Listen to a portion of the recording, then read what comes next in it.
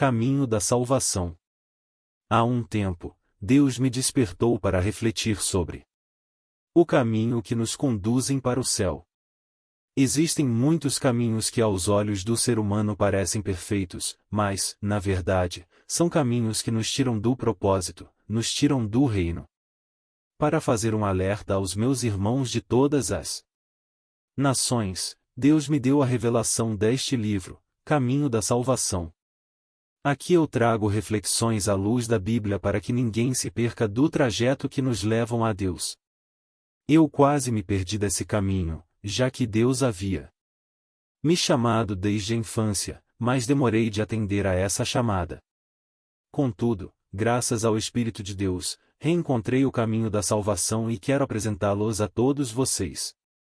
Muito prazer, eu sou Jorge Santos, nasci no dia 15 de abril de 1983 em Salvador, BA, no Brasil. Sou servo do Senhor, herdeiro de Deus e co-herdeiro de Cristo. Moro há 16 anos na Alemanha e posso afirmar que todas as coisas que vivi até hoje, mesmo as situações mais difíceis, foram para que eu pudesse alcançar as promessas de Deus que tenho vivido hoje. Quando eu ainda morava no meu país de nascença, comecei a trabalhar profissionalmente como capoeirista e avancei para a carreira internacional e foi assim que tive acesso à Europa. Fiz muitos shows de capoeira em vários países europeus, e depois que voltei para Jesus, resolvi abandonar esses shows. Foi uma renúncia difícil, já que eu ganhava muito dinheiro e prestígio com as apresentações. Tinha carros bons e um salário desejável, visitava boates caras, mas nada disso preenchia meu coração. Eu me sentia triste o tempo inteiro. Mas Jesus me resgatou. Hoje sirvo a um Deus vivo e não me arrependo da escolha que fiz, pois viver com o Pai Celestial é a minha melhor opção. Atualmente tenho ministrado a palavra com muito amor e zelo e sou feliz com a missão que Deus me confiou. Os dons que Ele havia me dado desde pequeno, pela misericórdia, têm sido aperfeiçoados. É assim que Ele quer fazer com você também, trazer-te para mais perto dele, te conduzir ao caminho da salvação. Fique à vontade para ler Carta 1. Chamado para a obra de Deus. Portanto, irmãos, empenhem-se ainda mais para consolidar o chamado e a eleição de vocês, pois se agirem dessa forma, jamais tropeçarão, e assim vocês estarão ricamente providos quando entrarem no reino eterno do nosso Senhor e Salvador Jesus Cristo. 2 Pedro 1:10, 11, NVI. Chamado para a obra de Deus. A paz e a graça do nosso Senhor e Salvador Jesus Cristo aos meus irmãos de todas as igrejas e denominações que, assim como eu, estão em busca de entregar o seu melhor para Deus, independente de qualquer circunstância ou barreira imposta pela vida. Meus irmãos, não é preciso muito esforço para se notar que o mundo está seguindo um caminho de autodestruição e morte. Há pessoas que dedicam boa parte das suas vidas ao estudo acadêmico e conseguem enclausurar uma quantidade mensurável de conhecimento, mas encontram-se perdidas em sua caminhada. Muitos encontram sucesso financeiro ou profissional e poucos alcançam um sucesso de tal maneira que se tornam mundialmente conhecidos, mas, em geral, vivem um vazio em seus corações e afundam-se em um buraco sentimental que os leva a gastar tudo o que conquistaram em busca de preencher esse espaço e, na maioria dos casos, essas pessoas não obtêm nenhum sucesso nisso. O pensamento suicida, o terrorismo, os atentados, a busca por drogas ilícitas e bebidas alcoólicas são crescentes em todas as nações, demonstrando que muitas pessoas estão tentando tampar um buraco na sua existência de formas desesperadas. Nos tempos em que Jesus esteve fisicamente aqui na Terra, essas coisas também existiam e o Mestre nos ensinou que algo precisava ser feito com muita urgência. Assim que Jesus escolheu seus 12 discípulos, caminhou um pouco com eles ensinando e demonstrando que era o reino e rapidamente juntou todos e os enviou dizendo: curem os enfermos, ressuscitem os mortos, purifiquem os leprosos, expulsem os demônios. Vocês receberam de graça, deem também de graça. Mateus 10:08, NVI. Jesus ensinava duas coisas muito importantes aqui. Primeiro, a necessidade de ajudar as pessoas necessitadas, sejam necessitadas de comida, de cura, de libertação, de vida, de amor, de atenção, de carinho, de palavra amiga, de compreensão, apoio. Segundo, ele ensinou que recebemos esses dons de graça e de graça devemos dar. Infelizmente não podemos ver isso tão fácil na maioria das igrejas. Em geral, as pessoas que mais precisam de tudo que citei acima estão sendo negligenciadas ou até esquecidas pelas igrejas e o reflexo disso é o caos em que vivemos. O maior ensinamento de Jesus é o amor ao próximo e amar esse próximo é lutar ao lado dele, é ajudá-lo quando ele precisar. Pior que a igreja que parece não ajudar quem precisa é a igreja que cobra para fazer isso.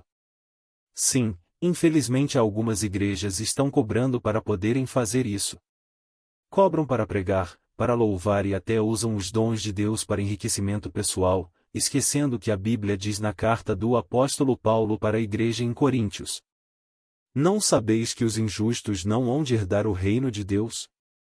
Não erreis, nem os devassos, nem os idólatras, nem os adúlteros, nem os efeminados, nem os sodomitas, nem os ladrões, nem os avarentos, nem os bêbados, nem os maldizentes, nem os roubadores herdarão o reino de Deus. 1 Coríntios 6:9, 10, a Almeida corrigida e fiel. Irmãos, não sejamos ignorantes. Se pegamos algo que não nos pertence e vendemos, somos também ladrões e salteadores, portanto não podemos usar os dons, que não são nossos, e sim de Deus, e nos foi confiado apenas para ajudar os nossos irmãos, e vendê-los ou cobrar para usá-los, fazendo riquezas pessoais.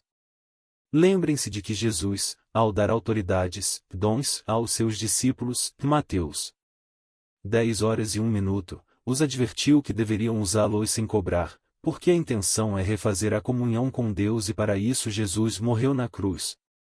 Não vejo problemas ou erros em enriquecer, ao contrário, vejo isso como dádiva de Deus, mas a questão é que não podemos enriquecer cobrando para fazer aquilo que devemos fazer de graça porque nos foi dado de graça. Meu chamado aqui é para que você volte a fazer a obra de Deus independente do momento, do tempo, das condições e da oferta. Existem pessoas que vão conhecer a Jesus através do louvor que você vai cantar, da sua oração ou da palavra que você vai pregar. Existem vidas que serão libertas através da sua intercessão, pessoas serão curadas através da sua imposição de mãos, famílias e casamentos serão reconstruídos através dos seus conselhos. Pessoas que estão desistindo de viver e pensando em cometer suicídio voltarão a acreditar na vida através do seu testemunho. Através de ações sociais, famílias carentes terão alimentos e através do seu carisma e da sua amizade jovens superarão a depressão. Agora imagine o que serão dessas pessoas se você não se levantar para fazer o que Jesus te chamou porque a igreja não pode te dar a oferta que você quer? O que será da família que Jesus quer alcançar através da sua vida se você não for pregar porque o pastor que te convidou não pode te pagar o que você quer? Eu amplio esse chamado para os líderes e pastores de igrejas que podem dar uma oferta ou podem melhorar as ofertas que oferecem quando convidam um pregador ou um levita para suas igrejas. Meus amigos, não fechem as portas das suas igrejas porque a pessoa te pediu um valor de deslocamento ou uma ajuda de custo, porque vocês bem sabem as lutas que travamos quando nos dedicamos ao reino. No livro de Mateus, no capítulo 5, a partir do versículo 38, o Mestre Jesus ensina sobre como devemos agir com aqueles que se colocam como nossos inimigos. Ele diz que devemos amá-los. Se seu inimigo luta para que você dê a sua túnica, o Mestre ensina que dê a túnica e também a capa. Assim também se alguém te pede que ande com ele 1 milha, ande logo 2, Mateus 5:40, 41. Jesus ainda vai mais longe e diz que devemos dar a quem nos pede não devemos nos esconder daquele que quer nos pedir emprestado. Cristo nos ensina que devemos agir assim com os nossos inimigos, então imagine como devemos ser com aqueles irmãos que estão tentando nos ajudar a fazer a vontade de Deus. Sim, é lícito ofertar na vida daqueles que se colocam à sua disposição no reino. Então, se você pode ofertar algo maravilhoso, oferte. Meu clamor aqui é para que todos nós, da forma como Deus nos chamou e como nos capacitou, façamos a obra do Senhor nosso Deus. Oro também para que os olhos do coração de vocês sejam iluminados, a fim de que vocês conheçam a esperança para a qual Ele os chamou, as riquezas da gloriosa herança dele nos santos e a incomparável grandeza do seu poder para conosco, os que cremos, conforme a atuação da sua poderosa força. Efésios 1, 18, 19. O ser humano sem Deus. A paz e a graça do nosso Senhor e Salvador Jesus Cristo para todos os que há tempos sofrem as dores da maldade deste mundo e travam batalhas ferozes que nem sempre conseguem vencer. Eu mesmo já travei essas batalhas muitas vezes em minha vida e muitas delas eu até perdi. Venho aqui não como quem venceu todas as batalhas que lutou, mas como aquele que aprendeu a reconhecer os inimigos que se levantam para batalhar contra, assim como o amigo que se coloca a batalhar junto. E é por isso que te escrevo esta carta. Vejo pessoas com hábitos alimentares completamente saudáveis ficando doentes com enfermidades que nenhum médico consegue descobrir a causa, muito menos a cura. Também não é difícil encontrar pessoas que têm uma aparente vida perfeita. Da casa perfeita, na melhor rua, do bairro mais nobre até o melhor cargo da maior empresa, a esposa perfeita, filhos lindos e saudáveis que as enchem de orgulho e satisfação, porém essa pessoa que tem uma vida invejável muitas vezes nos surpreende com a notícia de que está sofrendo de depressão.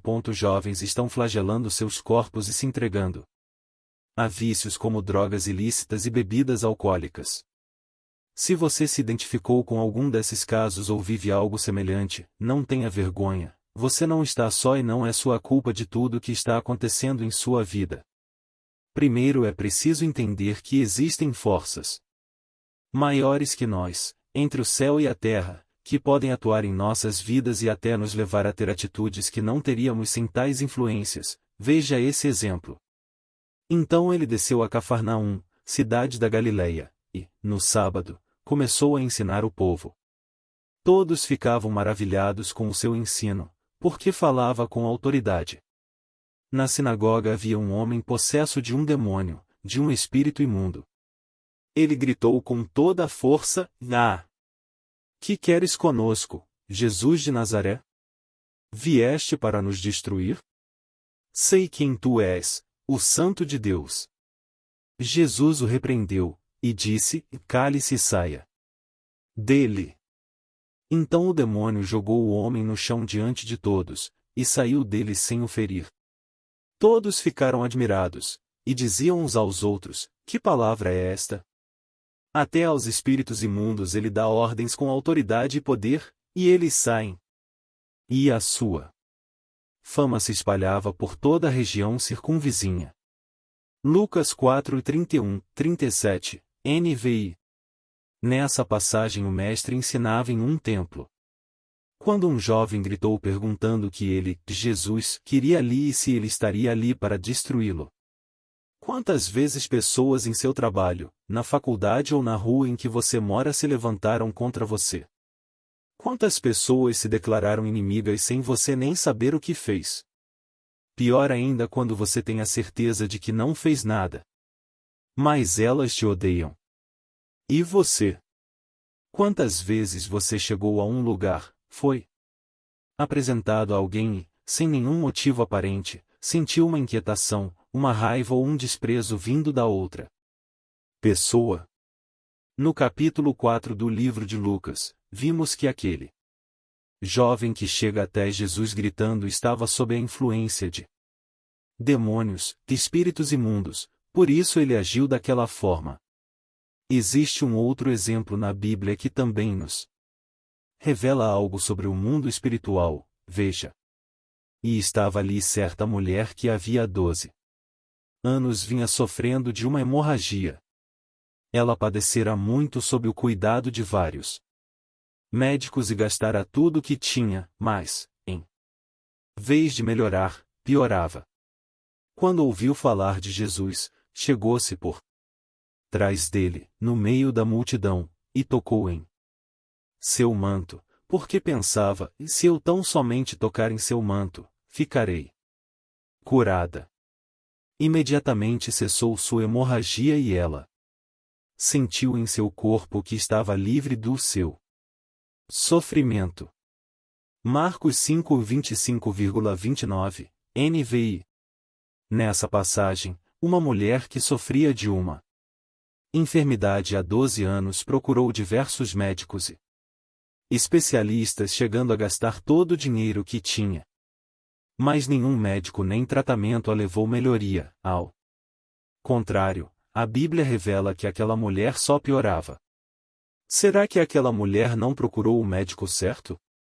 Seria possível que em 12 anos ela não tenha tentado nenhum especialista?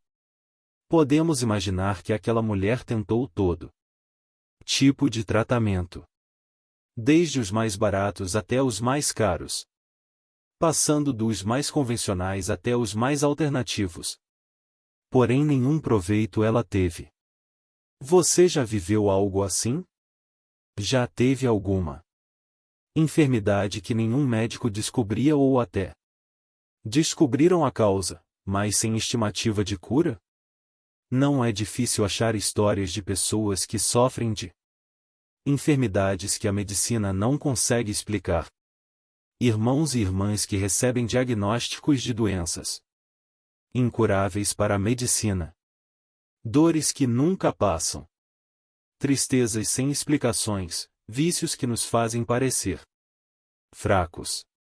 É importante reconhecer nossos limites, saber quando podemos lutar com nossas forças e o quanto aguentamos suportar, porque assim também descobrimos quando não aguentamos mais e precisamos pedir ajuda. Reconhecer que existe um mundo espiritual atuando em nossas vidas no mundo físico é fundamental. Precisamos reconhecer, aceitar e entender o mundo espiritual à nossa volta e só depois disso saberemos como podemos e devemos encarar cada batalha. No primeiro exemplo bíblico que vimos, um homem, ao ver o Mestre Jesus, passou a gritar. Lucas 4:31,37 e a Bíblia deixa claro que aquele rapaz estava possesso por um espírito imundo, demônio. Esse rapaz não agiu daquela forma por ser uma pessoa ruim, mas por influência demoníaca. Agora imagine quantas pessoas ele não ofendeu, agrediu e feriu por essa mesma influência? A história de vida daquele rapaz poderia ser resumida apenas em agressões e ofensas até o dia em que ele encontrou com Jesus Cristo. Aquele encontro mudou-a sua vida para sempre. Jesus, com toda a autoridade, expulsou o espírito imundo que atormentava aquele rapaz e é lógico que esse processo tem um preço a ser pago. O jovem foi jogado ao chão na frente de todos, mas ele não se feriu. Podemos ver esse momento de duas formas, como uma vergonha, pois jovem foi envergonhado na frente de todos, mas eu prefiro ver isso de outra forma. Vejo como um lindo testemunho. Todos que viram puderam glorificar o nome de Deus e reconheceram a autoridade de Jesus. No segundo exemplo bíblico que vimos, uma mulher sofria há muitos anos de uma enfermidade que nenhum médico ou tratamento conseguia ajudá-la até que ela perdeu tudo que tinha. Ouso dizer que aquela mulher perderá muito mais que só os seus bens financeiros. Ela perderá também a esperança na vida e sua história, se acabasse ali, seria uma história de derrota. Porém, naquele dia, ela ouviu dizer que um homem chamado Jesus da cidade de Nazaré estaria passando por ali e a fama daquele homem era que o impossível para ele era possível. Então ela pensou: se eu conseguir tocar na aba de suas vestes serei curada. Aquela mulher precisou enfrentar a multidão, o preconceito de seu tempo, os olhares repreensivos, os empurrões e desrespeitos até se aproximar do mestre, mas, quando conseguiu, tocou em suas vestes e no mesmo momento sentiu que estava curada e livre do seu sofrimento. Meus irmãos, ter Jesus em seus corações não significa que as lutas acabaram, que o sofrimento cessou ou que as dores sumiram, mas significa que você não luta mais só e é esse o meu clamor para você.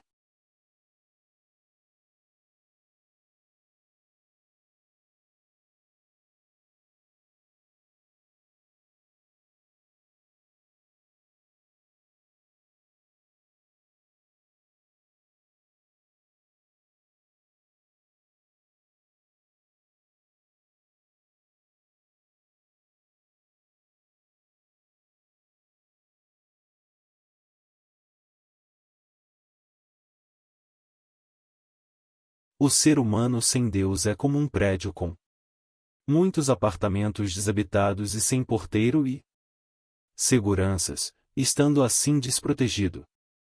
Nessas condições, o ser humano está sujeito a todo tipo de hóspede e acaba atraindo inquilinos indesejáveis como espíritos imundos e demônios que preenchem os apartamentos com sentimentos depressivos, raiva, ódio, intolerância, impaciência, infelicidade, arrogância, agressividade, boçalidade e descontrole emocional. Alguns anos atrás eu tive uma visão que mudou a forma como eu entendia o mundo espiritual.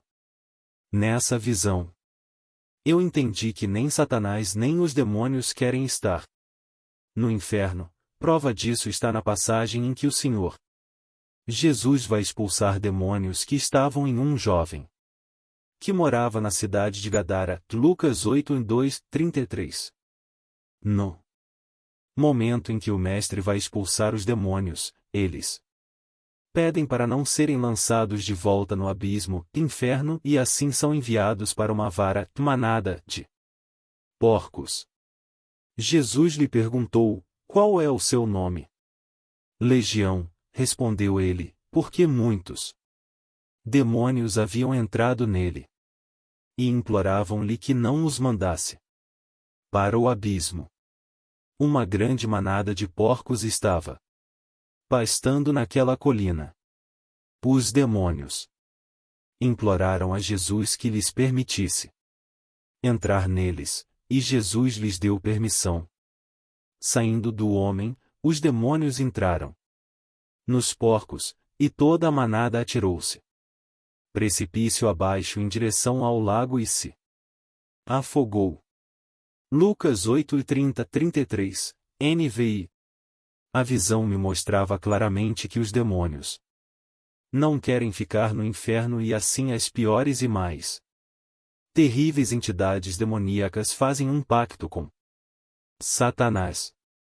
O acordo é que os demônios que conseguirem entrar nas pessoas e fazerem com que elas sejam desobedientes a Deus e autodestrutivas através de vícios, como drogas, bebidas, cigarros, fazendo com que morram o mais rápido possível, tais demônios teriam o direito de voltar e destruir a família dessa pessoa que já havia sido destruída primeiro. Isso seria algo como uma maldição hereditária. Vemos pessoas que têm problemas de saúde idênticos que os de seus pais. No livro Teleios, o homem completo do escritor Leorititus, temos no primeiro capítulo a história de um jovem, Craig, que tinha uma raiz familiar de suicídio. Seu pai cometeu suicídio e o culpou. Por isso Craig passou a viver em latas de lixo, pois era assim que ele se via, como um lixo e a ser perseguido pelo pensamento suicida. O autor completa dizendo que o caso de Craig não é algo isolado e que isso é mais comum do que se pensa. Felizmente Craig teve um encontro verdadeiro com Jesus e conseguiu quebrar aquela maldição hereditária em sua vida. Um dia eu estava passando de carro pelo centro da cidade aqui na Alemanha e, quando parei na sinaleira, estava distraído, pensando em várias coisas, mas de repente eu tive uma visão que me assustou. Vi demônios pequenos acompanhando cada pessoa que estava se dirigindo à discoteca que ficava próxima ao local onde eu estava. A cena me fez entender que esses espíritos imundos induziam as pessoas ao erro. Provavelmente, muitas daquelas pessoas estavam em suas casas, tranquilas, e, de uma hora para outra, sentiram uma inquietação que as levou às ruas para se drogarem ou para se prostituírem e fazerem coisas desagradáveis aos olhos do Senhor. São justamente esses demônios que as levam a fazer tais coisas, pois como a Bíblia diz, o mundo inteiro jaz no maligno. 1 João 5:19, a King James atualizada. Então, o homem sem Deus é guiado pelo mal. Quando aceitamos Jesus como Senhor e Salvador de nossas vidas, entendemos que Ele é o único caminho para o nosso Pai, Deus. Então colocamos em nosso prédio, ser humano, um porteiro especialista e muita segurança. Agora todos os nossos apartamentos serão habitados pelo Espírito Santo de Deus e os sentimentos que vêm dos céus, como amor, alegria, paz, delicadeza, fidelidade, humildade e domínio próprio, veja isso na Bíblia Sagrada. Mas o fruto do Espírito é amor, alegria, paz, paciência, amabilidade, fidelidade, mansidão e o domínio próprio. Contra essas coisas não há lei. Gálatas 5:22,23, NVI.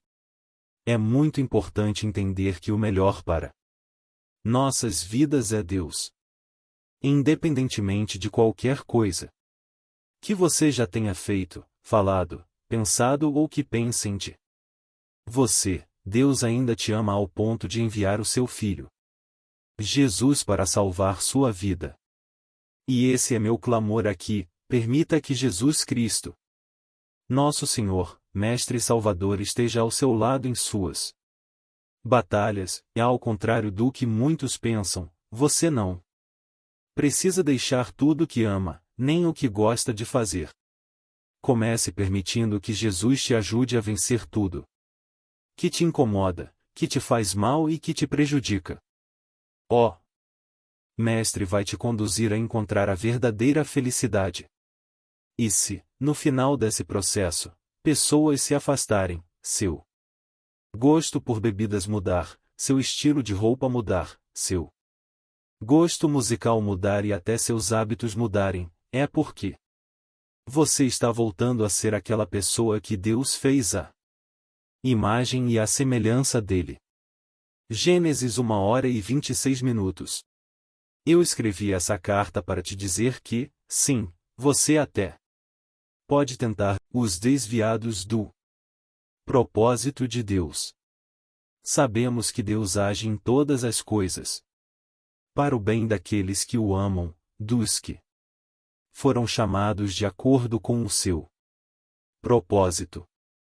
Romanos 8:28, NVI. Os desviados do propósito de Deus. O começo de toda caminhada é, normalmente, a parte mais fácil. Na caminhada com cristão não é diferente. É comum que a pessoa que está começando a sua caminhada com Cristo demonstre maior motivação e dedicação às coisas do reino. Buscamos mais a Deus, oramos, jejuamos. Frequentamos aos cultos com mais assiduidade. Participamos de eventos como vigílias e campanhas com maior motivação, vamos ao monte cheios de fé e buscamos a santidade de forma mais vigilante. Quando estamos nessa fase em que buscamos e nos dedicamos com mais seriedade, Deus trabalha a nosso favor na mesma proporção, determinando vitórias e transformando o que era vergonha em honra. Ele libera também bênçãos financeiras quando estamos nesse propósito de busca e nossa vida começa a mudar verdadeiramente. Em pouco tempo, descobrimos o propósito de Deus para nossas vidas e nos dedicamos a Ele. O Senhor faz tudo com um propósito, até os ímpios para o dia do castigo. Provérbios 16, 4. O Senhor cumprirá o seu propósito para comigo. Teu amor, Senhor, permanece para sempre. Não abandones as obras das tuas mãos. Salmos 1, 3, 8, 8. Acontece que a caminhada é longa e árdua e, após algum tempo, é comum ver pessoas desmotivadas dentro da igreja. Algumas não vão mais aos cultos com tanta frequência e quando vão já não estão com a mesma motivação que tinham no início. Muitas, depois que recebem a bênção da prosperidade, até abandonam o propósito do Senhor. Acontece de pessoas que até voltam às velhas práticas pecaminosas e costumes mundanos abandonando a fé e se afastando de Deus. É muito triste ver pessoas que já conheceram o caminho de Cristo voltando a uma velha vida, mas o mais preocupante é ver pessoas deixando para trás o propósito de Deus para suas vidas. Escrevo essa carta para as igrejas de todas as nações, para que olhem com maior atenção e preocupação para todos os que se afastaram do propósito de Deus, para todos que desviaram da fé e deixaram de frequentar os cultos. Tenham o cuidado de não se esquecer do Senhor, do seu Deus, deixando de obedecer aos seus mandamentos, às suas ordenanças e aos seus decretos que hoje lhes ordeno.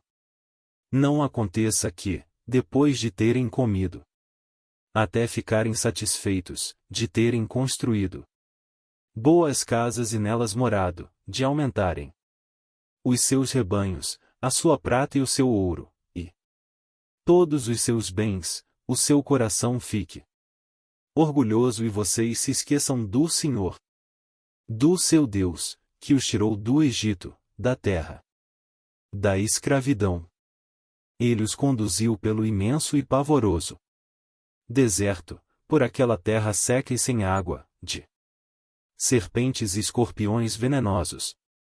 Ele tirou água da rocha para vocês, e os sustentou no deserto com maná, que os seus antepassados não conheciam, para humilhá-los e prová-los, a fim de que tudo fosse bem com vocês.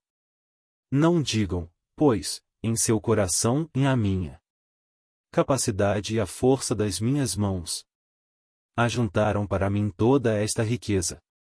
Mas, lembrem-se do Senhor, do seu Deus. Pois é Ele que lhes dá a capacidade de produzir riqueza, confirmando a aliança que jurou aos seus antepassados, conforme hoje se vê. Mas se vocês se esquecerem do Senhor, do seu Deus, e seguirem outros deuses, prestando-lhes culto e curvando-se diante deles, asseguro-lhes hoje que vocês serão destruídos. Por não obedecerem ao Senhor, ao seu Deus, vocês serão destruídos como foram as outras nações que o Senhor destruiu perante vocês. Deuteronômio 8, 11, 20. Se você está se sentindo cansado ou desmotivado dentro da igreja onde congrega, busque conversar com seu pastor e relate a ele que seu coração esfriou. Pedir ajuda não é vergonhoso e essa ação pode significar uma grande mudança em sua vida espiritual. Não aceite mais ficar sentado no banco da igreja em que congrega sem saber o motivo pelo qual você está ali. Prestar um culto a Deus é importante, mas é necessário que seja racional. Não aceite fazer parte de uma igreja sem saber qual é o seu papel nessa comunidade. Deus tem um plano para sua vida e o primeiro passo para que esse plano se concretize está na igreja onde você congrega. Agora, se você já desistiu e há algum tempo não frequenta as reuniões e cultos de uma igreja, eu te convido a voltar. Volte como está.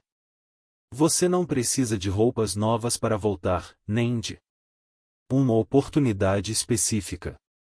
Não espere o próximo congresso, evento ou culto festivo.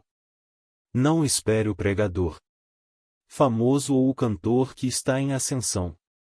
Não espere o convite do pastor nem do amigo. Volte agora porque Jesus te ama e te quer assim, mesmo como você está. Por último, eu quero falar com todos os meus irmãos que estão motivados e avivados dentro de suas igrejas. Vocês têm a obrigação de ajudar aos nossos irmãos que se encontram desanimados, frios, perdidos ou desviados a voltarem a sentir esse amor que você está sentindo agora. Em certo momento, Jesus caminhava cercado por uma multidão e uma mulher o seguia gritando: misericórdias, pois a sua filha estava endemoninhada. Mas o mestre parecia não se importar porque nada falava. Assim um de seus discípulos lhe perguntou se Cristo queria que a mulher fosse dispensada e mandada embora. Mateus 15.21, 23. Jesus, porém, respondeu dizendo: Eu fui enviado apenas às ovelhas perdidas de Israel. Mateus 15.24. Estamos aqui para ajudar a resgatar as ovelhas perdidas da casa de Deus e esse é, com certeza, o nosso maior propósito. Reacenda o seu amor por resgatar almas para o reino. Quando resgatamos uma vida para Jesus, trazemos de volta aquela vida que estava perdida e todos os propósitos de Deus que se encontravam com ela. Quando Jesus falou que veio enviado pelo Pai, era apenas para resgatar as ovelhas perdidas da casa de Deus. Voltemos todos ao propósito de Deus para as nossas vidas. Se é cantar, louve. Se é orar, ore. Se é pregar, então estude e espalhe a palavra do Senhor Deus. Encerro esta carta com um convite muito especial para todos os que estão no mesmo caminho de Cristo e para os que desistiram dele e voltaram às suas vidas antigas. Voltem. Voltem porque Jesus vos ama muito. Porque somos criação de Deus realizada em Cristo Jesus para fazermos boas obras, as quais Deus preparou antes para nós as praticarmos. Efésios 2.10. O ser humano sem Deus. A paz e a graça do nosso Senhor e Salvador Jesus Cristo para todos os que há tempos sofrem as dores da maldade deste mundo e travam batalhas ferozes que nem sempre conseguem vencer. Eu mesmo já travei essas batalhas muitas vezes em minha vida e muitas delas eu até perdi. Venho aqui não como quem venceu todas as batalhas que lutou, mas como aquele que aprendeu a reconhecer os inimigos que se levantam para batalhar contra, assim como o amigo que se coloca a batalhar junto. E é por isso que te escrevo esta carta.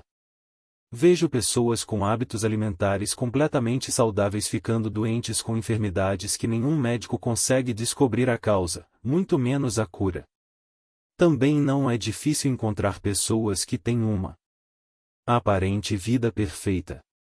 Da casa perfeita, na melhor rua, do bairro mais nobre até o melhor cargo da maior empresa, a esposa perfeita, filhos lindos e saudáveis que as enchem de orgulho e satisfação, porém essa pessoa que tem uma vida invejável muitas vezes nos surpreende com a notícia de que está sofrendo de depressão. Jovens estão flagelando seus corpos e se entregando a vícios como drogas ilícitas e bebidas alcoólicas. Se você se identificou com algum desses casos ou vive algo semelhante, não tenha vergonha, você não está só e não é sua culpa de tudo o que está acontecendo em sua vida. Primeiro é preciso entender que existem forças maiores que nós, entre o céu e a terra, que podem atuar em nossas vidas e até nos levar a ter atitudes que não teríamos sem tais influências. Veja esse exemplo. Então ele desceu a Cafarnaum, cidade da Galileia, e, no sábado, começou a ensinar o povo. Todos ficavam maravilhados com o seu ensino, porque falava com autoridade. Na sinagoga havia um homem possesso de um demônio, de um espírito imundo. Ele gritou com toda a força: Ah! Que queres conosco, Jesus de Nazaré? Vieste para nos destruir? Sei quem tu és, o Santo de Deus. Jesus o repreendeu, e disse: Cale-se e saia dele. Então o demônio jogou o homem no chão diante de todos, e saiu dele sem o ferir. Todos ficaram admirados, e diziam uns aos outros: Que palavra é esta? Até aos espíritos imundos ele dá ordens com autoridade e poder, e eles saem. E a sua fama se espalhava por toda a região circunvizinha. Lucas 4:31, 37, NVI. Nessa passagem o mestre ensinava em um templo. Quando um jovem gritou perguntando que ele, Jesus, queria ali e se ele estaria ali para destruí-lo. Quantas vezes pessoas em seu trabalho, na faculdade ou na rua em que você mora se levantaram contra você? Quantas pessoas se declararam inimigas sem você nem saber o que fez? Pior ainda quando você tem a certeza de que não fez nada. Mas elas te odeiam. E você? Quantas vezes você chegou a um lugar, foi apresentado a alguém e, sem nenhum motivo aparente, sentiu uma inquietação, uma raiva ou um desprezo vindo da outra pessoa? No capítulo 4 do livro de Lucas, vimos que aquele jovem que chega até Jesus gritando estava sob a influência de demônios, espíritos imundos, por isso ele agiu daquela forma. Existe um outro exemplo na Bíblia que também nos revela algo sobre o mundo espiritual, veja. E estava ali certa mulher que havia 12 anos vinha sofrendo de uma hemorragia. Ela padecera muito sob o cuidado de vários médicos e gastara tudo o que tinha, mas, em vez de melhorar, piorava. Quando ouviu falar de Jesus, chegou-se por trás dele, no meio da multidão, e tocou em seu manto, porque pensava: e se eu tão somente tocar em seu manto, ficarei curada. Imediatamente cessou sua hemorragia e ela sentiu em seu corpo que estava livre do seu sofrimento. Marcos 5:25,29, NVI. Nessa passagem, uma mulher que sofria de uma enfermidade há 12 anos procurou diversos médicos e especialistas, chegando a gastar todo o dinheiro que tinha. Mas nenhum médico nem tratamento a levou melhoria. Ao contrário, a Bíblia revela que aquela mulher só piorava. Será que aquela mulher não procurou o médico certo? Seria possível que em 12 anos ela não tenha tentado nenhum especialista? Podemos imaginar que aquela mulher tentou todo tipo de tratamento, desde os mais baratos até os mais caros, passando dos mais convencionais até os mais alternativos. Porém nenhum proveito ela teve. Você já viveu algo assim? Já teve alguma enfermidade que nenhum médico descobria ou até descobriram a causa, mas sem estimativa de cura? Não é difícil achar histórias de pessoas que sofrem de enfermidades que a medicina não consegue explicar. Irmãos e irmãs que recebem diagnósticos de doenças incuráveis para a medicina. Dores que nunca passam. Tristezas sem explicações, vícios que nos fazem parecer fracos. É importante reconhecer nossos limites, saber quando podemos lutar com nossas forças e o quanto aguentamos suportar, porque assim também descobrimos quando não aguentamos mais e precisamos pedir ajuda. reconhecer que existe um mundo espiritual atuando em nossas vidas no mundo físico é fundamental. Precisamos reconhecer, aceitar e entender o mundo espiritual à nossa volta e só depois disso saberemos como podemos e devemos encarar cada batalha. No primeiro exemplo bíblico que vimos, um homem, ao ver o Mestre Jesus, passou a gritar Lucas 4:31,37 e a Bíblia deixa claro que aquele rapaz estava possesso por um espírito imundo, demônio. Esse rapaz não agiu daquela forma por ser uma pessoa ruim, mas por influência demoníaca. Agora imagine quantas pessoas ele não ofendeu, agrediu e feriu por essa mesma influência? A história de vida daquele rapaz poderia ser resumida apenas em agressões e ofensas até o dia em que ele encontrou com Jesus Cristo. Aquele encontro mudou-a sua vida para sempre. Jesus, com toda a autoridade, expulsou o espírito imundo que atormentava aquele rapaz e é lógico que esse processo tem um preço a ser pago. O jovem foi jogado ao chão na frente de todos, mas ele não se feriu. Podemos ver esse momento de duas formas, como uma vergonha, pois jovem foi envergonhado na frente de todos, mas eu prefiro ver isso de outra forma. Vejo como um lindo testemunho.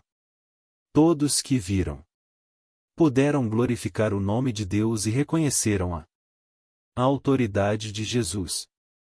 No segundo exemplo bíblico que vimos, uma mulher sofria há muitos anos de uma enfermidade que nenhum médico ou tratamento conseguia ajudá-la até que ela perdeu tudo o que tinha.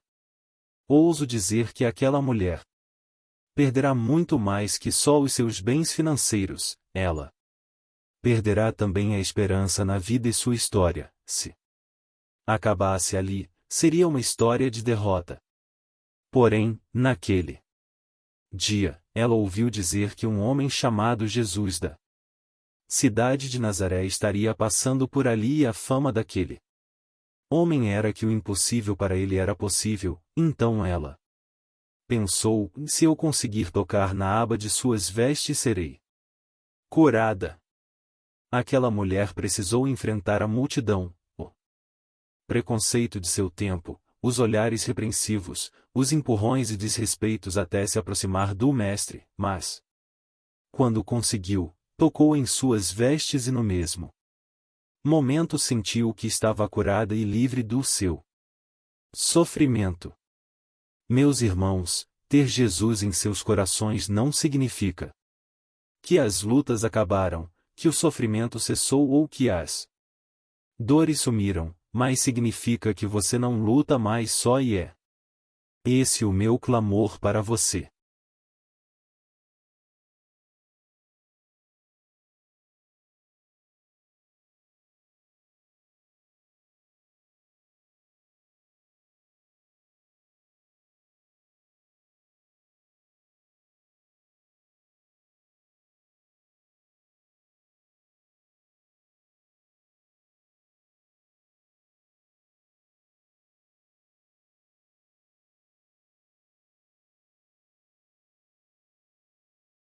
O ser humano sem Deus é como um prédio com muitos apartamentos desabitados e sem porteiro e seguranças, estando assim desprotegido. Nessas condições, o ser humano está sujeito a todo tipo de hóspede e acaba atraindo inquilinos indesejáveis como espíritos imundos e demônios que preenchem os apartamentos com sentimentos depressivos, raiva, ódio, intolerância, impaciência, infelicidade, arrogância, agressividade, boçalidade e descontrole emocional. Alguns anos atrás eu tive uma visão que mudou a forma como eu entendia o mundo espiritual. Nessa visão, eu entendi que nem Satanás nem os demônios querem estar no inferno. Prova disso está na passagem em que o Senhor Jesus vai expulsar demônios que estavam em um jovem. que morava na cidade de Gadara. Lucas 8:2-33.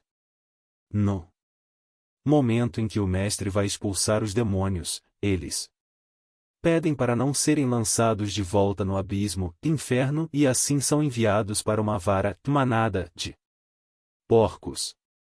Jesus lhe perguntou: qual é o seu nome?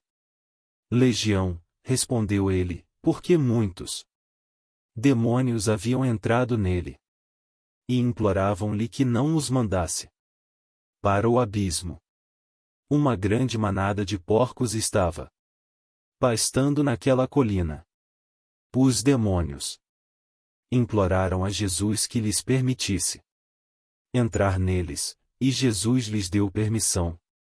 Saindo do homem, os demônios entraram nos porcos, e toda a manada atirou-se precipício abaixo em direção ao lago e se afogou. Lucas 8:30-33, NVI. A visão me mostrava claramente que os demônios não querem ficar no inferno e assim as piores e mais terríveis entidades demoníacas fazem um pacto com Satanás.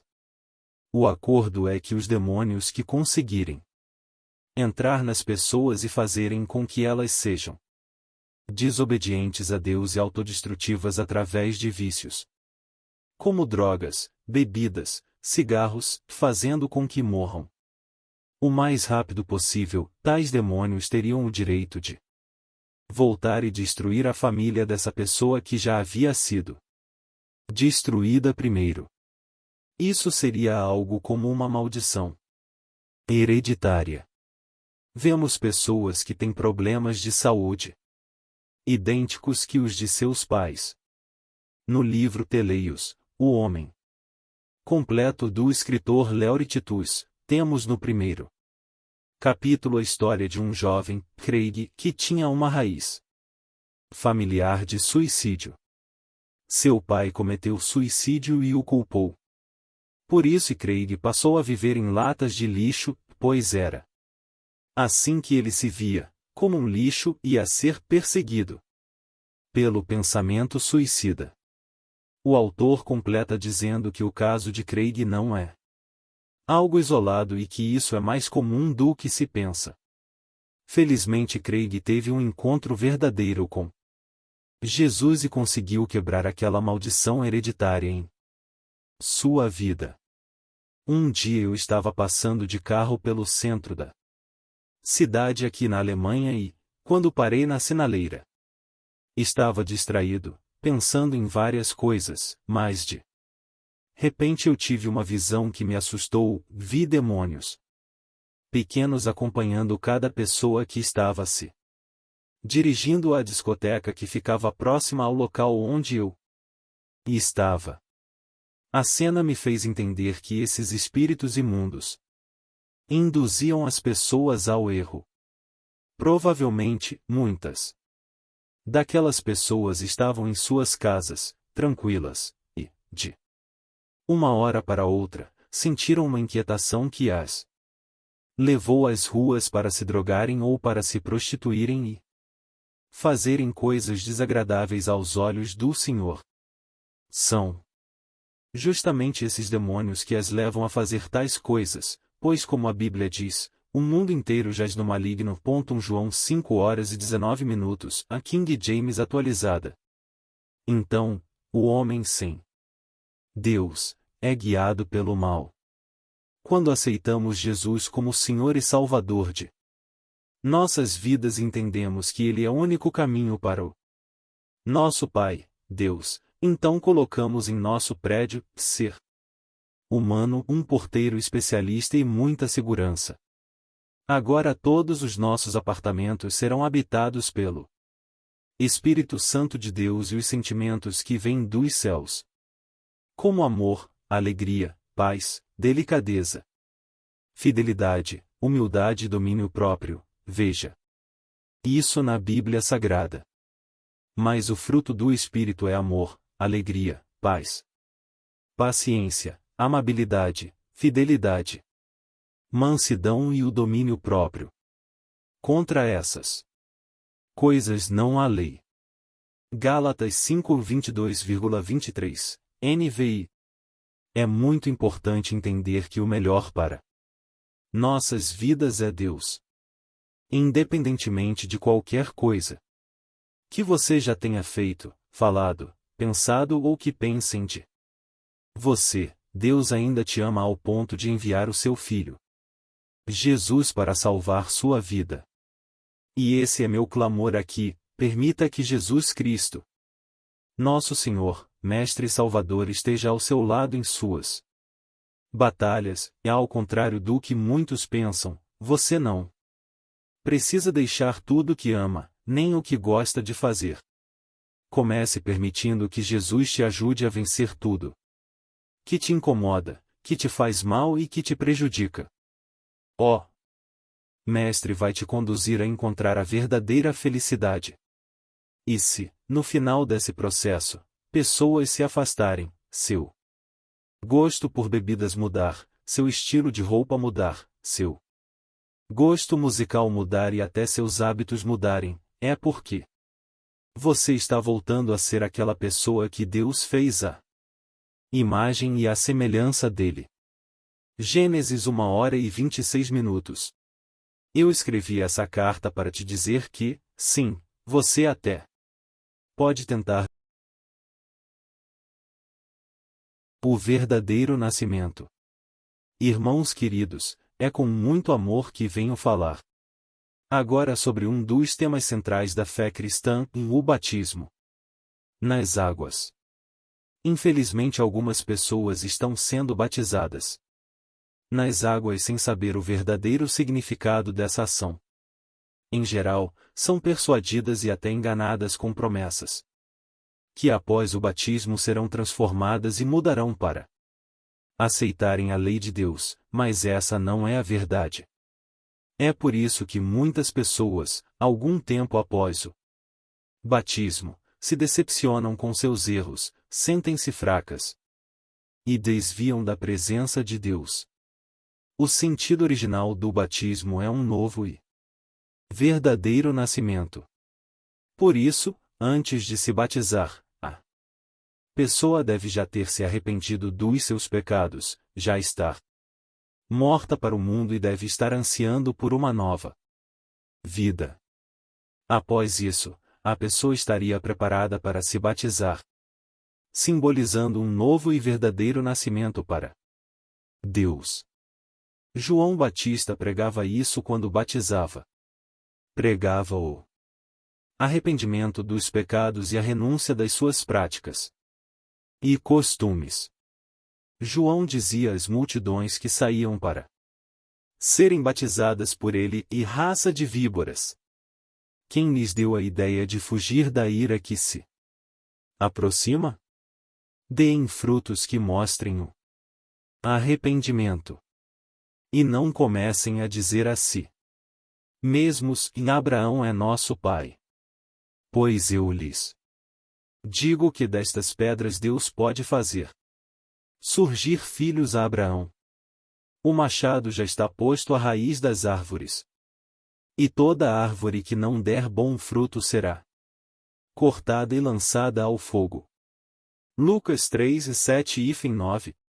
Veja que a multidão procurava João para ser batizada, como se isso servisse de conforto ou redenção pelos erros e pecados que estavam cometendo, e o profeta sabia disso. Então João os confrontava, chamando-os de víboras e perguntando de quem foi a ideia de irem se batizar para fugirem da ira que se aproximava. Após o confronto, João Batista explicava o que todas aquelas pessoas deveriam fazer para serem merecedores do batismo, dizendo que todos deveriam dar frutos que demonstrasse o arrependimento. Ou seja, que todos tivessem ações reais que demonstrassem que estavam arrependidos dos seus pecados e tentando mudar. O confronto de João continua quando ele pede que aqueles que o ouviam não se justificassem dizendo: Abraão é nosso pai. Esse argumento era usado pelos judeus do tempo de Jesus para provar que eles eram perfeitos e irrepreensíveis e por isso não poderiam errar ou pecar. E agora vem o alerta mais duro de Batista, quando ele avisa que o machado já está próximo da raiz das árvores, e toda árvore que não der fruto será cortada e lançada ao fogo. Com essa mensagem, João alertava a todos aqueles que o procuravam para o batismo nas águas que antes de se batizarem deveriam arrepender-se e apresentar provas desse arrependimento. Essas palavras foram fortes aos que o ouviam e surgiram muitos questionamentos. O que devemos fazer então? Perguntavam as multidões. João respondia: quem tem 2 túnicas, reparta-as com quem não tem nenhuma, e quem tem comida faça o mesmo. Alguns publicanos também vieram para serem batizados. Eles perguntaram: Mestre, o que devemos fazer? Ele respondeu: não cobrem nada além do que lhes foi estipulado. Então alguns soldados lhe perguntaram: e nós, o que devemos fazer? Ele respondeu: não pratiquem extorsão nem acusem ninguém falsamente, contentem-se com o seu salário. Lucas 3:10, 14. As pessoas à sua volta começaram a perguntar o que deveriam fazer e o profeta explicava de acordo com os pecados cometidos por eles. No tempo de João, havia muita pobreza e os mais ricos não se importavam com os mais pobres e isso é reprovado aos olhos de Deus. Os cobradores de impostos publicanos costumavam cobrar taxas abusivas, além do que lhe era estipulado, e isso era uma forma de corrupção que também desagrada aos olhos do Pai. Mais que isso, os soldados praticavam essas extorsões e injustiças com acusações falsas, além da violência típica. Que o pecado não venha mais nos dominar. Que aqueles que adulteram, não o façam mais. Que os ladrões e salteadores possam deixar suas práticas pecaminosas. Que 9. Os mentirosos parem de mentir. Que a idolatria e a violência não mais tomem conta de nenhum coração. Agora, querido leitor, se ao ler esse texto você sentiu em seu coração desejo de mudar muitas coisas em sua vida, eu te convido para o batismo, porque esse é o verdadeiro arrependimento do qual João Batista falava. Te convido a conhecer o verdadeiro nascimento, abandonando os velhos hábitos, costumes, práticas e pensamentos e assim morrendo para o mundo e nascendo verdadeiramente para Cristo Jesus. Se você já se batizou nas águas, mas na época não lhe foi ensinado dessa forma, não tem problema. É importante frisar que não existe prazo para o arrependimento. O começo de todo arrependimento é o coração. As pessoas no mundo têm orgulho dos seus pecados. O homem que adultera tem orgulho em contar aos amigos sobre suas aventuras. O enganador conta vantagens sobre seus golpes e o idólatra expõe suas imagens. Porém, quando nos arrependemos verdadeiramente, temos vergonha do nosso passado e das ações pecaminosas. Não é que nunca mais erramos, mas quando um cristão erra, se envergonha do pecado e sente em seu coração uma dor, um medo e um arrependimento que faz ele ter certeza de que nunca mais vai repetir aquela ação e isso é o verdadeiro arrependimento. Quero encerrar esta carta desejando a você que já teve um verdadeiro nascimento, para você que está ansioso para ter ou ainda para você que está aberto a tê-lo, mas sem muita convicção, que o amor de Deus Pai em Cristo Jesus te alcance todos os dias da sua vida e te conduza para a verdade. No entanto, quando Filipe lhes pregou as boas Novas do reino de Deus e do nome de Jesus Cristo. Creram nele, e foram batizados, tanto homens como mulheres. O próprio Simão também creu e foi batizado, e seguia Filipe por toda parte, observando maravilhado os grandes sinais e milagres que eram realizados. Atos 8 em 12, 13, NVI. Vencendo as decepções. Saudações a todos os irmãos resilientes de todas as igrejas espalhadas pelo mundo. Falo resilientes porque é isso que precisamos ser. Diante de tantas lutas e decepções que sofremos nesta caminhada da vida. Fazer a obra de Deus é, com certeza, a maior alegria que temos na vida. Seguir o chamado de Cristo é a caminhada mais linda que podemos seguir. Agora, não é um caminho fácil. Nesse percurso nos encontramos com pessoas que nos traem, que nos perseguem e conspiram contra nós. E é muito comum ficarmos extremamente decepcionados com atitudes assim. Mas afinal de contas, o que é decepção? A palavra decepção tem a sua origem no latim deceptio, que significa dolo, engano, trapaça. Hoje em dia, o sentido dessa palavra refere-se a quando se sofre uma mágoa, tristeza, desilusão ou desgosto com alguém, alguma coisa ou situação. Ser cristão é amar e cuidar de nossos irmãos como Cristo nos ensinou. Mas como podemos ver nas Sagradas Escrituras, essa não é uma coisa fácil de se fazer. Seja um desconhecido que bate à nossa porta, um vizinho com problemas de alcoolismo, mas que não temos amizade alguma, um irmão da igreja que senta ao nosso lado e conquista a nossa confiança, um amigo de infância, o pastor do qual esperamos amor, atenção e cuidado, um parente próximo que frequenta a nossa casa ou até nosso cônjuge. Não importa quem seja, se dedicamos tempo e esforço para ajudar alguém, esperamos gratidão e reconhecimento, e quando isso não acontece, nós nos decepcionamos grandemente. Eu posso dizer que essas decepções não são únicas e exclusivas da caminhada cristã, afinal passamos por isso também com os relacionamentos pessoais, trabalho, família e nas relações afetivas. O problema é que, em geral, estamos preparados para algumas dessas tristezas, mas para outras não.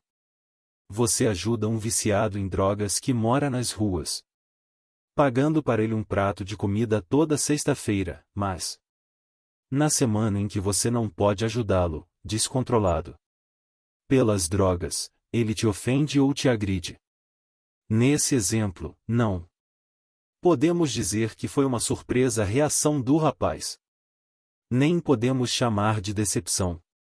Agora, você empresta um dinheiro ao seu irmão mais velho que lhe garante pagar até o final do mês, porém, passam 2, 3 e até 4 meses e ele não paga nem te dá satisfação.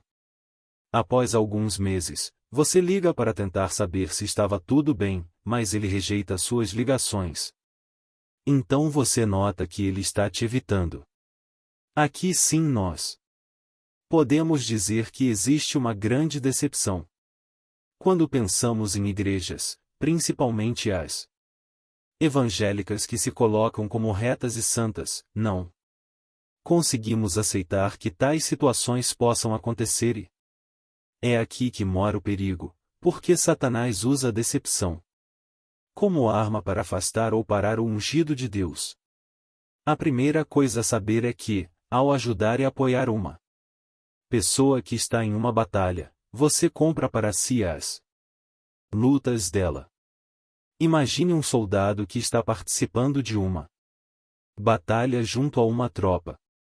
O inimigo não atira em um soldado, mas na tropa inteira. Assim, todas as lutas de seu Amigos são também suas lutas porque estão todos juntos na mesma batalha. Ou supunhamos que você está em uma mata com um amigo, e um leão o ataca. Se você correr, tem alguma chance de escapar, porém se você enfrentar o leão e retirar o seu amigo das garras dele, é muito provável que esse leão se volte contra você e te ataque. Assim funciona no mundo espiritual quando nos colocamos a ajudar alguém em suas batalhas, enfrentamos os seus inimigos e somos atacados por eles. É por isso que, em alguns casos, quando estamos ajudando um amigo, seja em oração, financeiramente ou apenas aconselhando, passamos por tantas provas. A segunda coisa que precisamos entender é que gratidão não é uma dívida eterna. Gratidão é reconhecer o bem que o outro fez, mesmo que nesse momento aquele que antes te ajudou, agora não possa ajudar. Ser grato a Deus é entender e reconhecer todas as vezes que Ele te livrou, abençoou, realizou e proveu na sua vida, mesmo que nesse momento o Pai não esteja atendendo aos seus clamores. O fato de Deus não estar respondendo às suas orações, ou de não ter realizado o milagre que você tanto espera, não pode apagar todas as outras vezes em que você viveu os milagres, foi abençoado e teve suas orações respondidas. O fato de você ter ajudado a uma pessoa, de ter dado apoio a ela em alguns ou muitos momentos, não significa que ela tem uma dívida com você e precisa te pagar da mesma forma. Ingratidão seria se essa pessoa não reconhecesse o que você fez e falasse para todos que você nunca ajudou. Muitas vezes esperamos que a pessoa faça por nós algo próximo ao que fizemos por ela, mas nem sempre é possível. Você pode ter o dom da palavra, saber confortar a pessoa num momento difícil e ter condições de pagar uma conta, mas a pessoa do outro lado pode não ter esses dons, nem as mesmas condições financeiras que você tem. Quando esperamos esse retorno de ações das pessoas, acabamos nos decepcionando facilmente. Correto é que façamos o bem sem olhar a quem e sem esperar troco ou volta. Hoje você ajuda um morador de rua, amanhã um morador de rua ajuda um criminoso, depois o criminoso ajuda um empresário e o empresário te ajuda. Você não consegue notar, mas Jesus tem uma fantástica capacidade de ligar pessoas. E a terceira e última observação é que, mesmo quando alguém age de forma ingrata ou injusta conosco, traindo, mentindo, negando, enganando, e devemos saber separar o homem, a igreja e Deus. Quem errou com você foi o homem. Não foi Deus. Nem Jesus ou os outros irmãos da igreja. A Bíblia nos ensina a perdoar. Mesmo que a pessoa erre muitas vezes, devemos perdoar. Dessa forma, entendemos que não perdoar é uma falha no caráter cristão que se torna ainda mais agravante quando, além de não perdoar, ainda culpamos a todos e a Deus por aquele erro. Jesus escolheu 12 homens para serem seus discípulos diretos. Ao amanhecer, chamou seus discípulos e escolheu 12 deles, a quem também designou como apóstolos, e Simão, a quem deu o nome de Pedro, seu irmão André, Tiago, João, Filipe, Bartolomeu, Mateus, Tomé, Tiago, filho de Alfeu, Simão, chamado Zelote, Judas, filho de Tiago, e Judas Iscariotes, que veio a ser o traidor. Lucas 6:13, 16, a NVI. Esses homens seriam uma espécie de seus imitadores e representariam o seu ministério.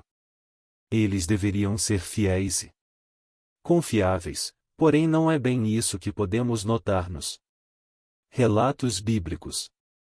Então Satanás entrou em Judas, chamado Iscariotes, um dos 12. Judas dirigiu-se aos chefes dos sacerdotes e aos oficiais da guarda do templo e tratou com eles como lhes poderia entregar Jesus. A proposta a muitos alegrou, e lhe prometeram dinheiro. Ele consentiu e ficou esperando uma oportunidade para lhes entregar Jesus, quando a multidão não estivesse presente. Lucas 22 2.3-6 a NVI. Sabemos que os discípulos pareciam não entender tudo o que o mestre ensinava, eram desatentos e vaidosos. Enquanto ele ainda falava, apareceu uma multidão conduzida por Judas, um dos 12. Este se aproximou de Jesus para saudá-lo com um beijo. Mas Jesus lhe perguntou: Judas, com um beijo você está atraindo o Filho do Homem? Lucas 22 2.47-48 a NVI. Um dos seus discípulos o traiu e, com um beijo, o entregou, pois o havia vendido por 30 moedas. Mas ele respondeu: Estou pronto para ir contigo para a prisão e para a morte. Respondeu Jesus: Eu lhe digo, Pedro, que antes que o galo cante hoje, 3 vezes você negará que me conhece. Lucas 22 2.33-34 a NVI. Outro discípulo negou que o conhecia 3 vezes seguidas na noite em que ele, o Mestre Jesus, foi preso. Eu poderia citar passagens em que os discípulos envergonharam o Mestre, desobedeceram, confrontaram e duvidaram, mas Jesus soube entender a fraqueza de cada um deles e separou os defeitos e as qualidades de cada um. Então Jesus lhes disse: E ainda esta noite todos vocês me abandonarão. Pois está escrito: E ferirei o pastor, e as ovelhas do rebanho serão dispersas. Mateus 26:31 a NVI. Veja a oração que Jesus fez ao Pai um pouco antes de ir para o jardim e ser preso. Eu revelei teu nome àqueles que do mundo me deste. Eles eram teus, tu os deste a mim. E eles têm guardado a tua palavra. Agora eles sabem que tudo o que me deste vem de ti. Pois eu lhes transmiti as palavras que me deste, e eles as aceitaram. Eles reconheceram de fato que vim de ti e creram que me enviaste. Eu rogo por eles. Não estou rogando pelo mundo, mas por aqueles que me deste, pois são teus. Tudo o que tenho é teu, e tudo o que tens é meu. E eu tenho sido glorificado por meio deles. Não ficarei mais no mundo, mas eles ainda estão no mundo, e eu vou para ti. Pai Santo, protege-os em teu nome, o nome que me deste, para que sejam um, assim como somos um. Enquanto estava com eles, eu os protegi e os guardei pelo nome que me deste. Nenhum deles se perdeu, a não ser aquele que estava destinado à perdição, para que se cumprisse a Escritura. Agora vou para ti, mas digo estas coisas enquanto ainda estou no mundo, para que eles tenham a plenitude da minha alegria. Dei-lhes a tua palavra, e o mundo os odiou. Pois eles não são do mundo, como eu também não sou. Não rogo que os tires do mundo, mas que os protejas do maligno. Eles não são do mundo, como eu também não sou. Santifica-os na verdade, a tua palavra é a verdade. Assim como me enviaste ao mundo, eu os enviei ao mundo. Em favor deles eu me santifico, para que também eles sejam santificados pela verdade. João 17:6, 19, NVI. Essa não é uma oração de quem está com raiva de ser traído, negado e abandonado por aqueles que tanto cuidou. É a oração de quem ama e sabe que, apesar das falhas e erros, aqueles foram seus amigos por um longo período. Essa é a oração de quem sabe que vai sofrer, mas não porque o pai não exale amor, ao contrário, é porque o pai ama muito seus irmãos. Essa é a oração de quem sabe dividir o passado dos seus discípulos, o presente com falhas e o futuro de alegrias e amor. Mesmo após morrer e ressuscitar, Jesus foi atrás de todos os seus discípulos que estavam tristes e pensando em desistir, porque o Mestre perdoou e porque havia um trabalho para continuar. Queridos irmãos, eu quero encerrar esta carta pedindo que você não permita que as decepções deste mundo parem o ministério que Deus colocou sobre a sua vida. Ao invés disso, perdoe aqueles que erraram com você, procure aqueles que você decepcionou e clame pelo perdão deles. Coloque o seu chamado no reino como algo prioritário.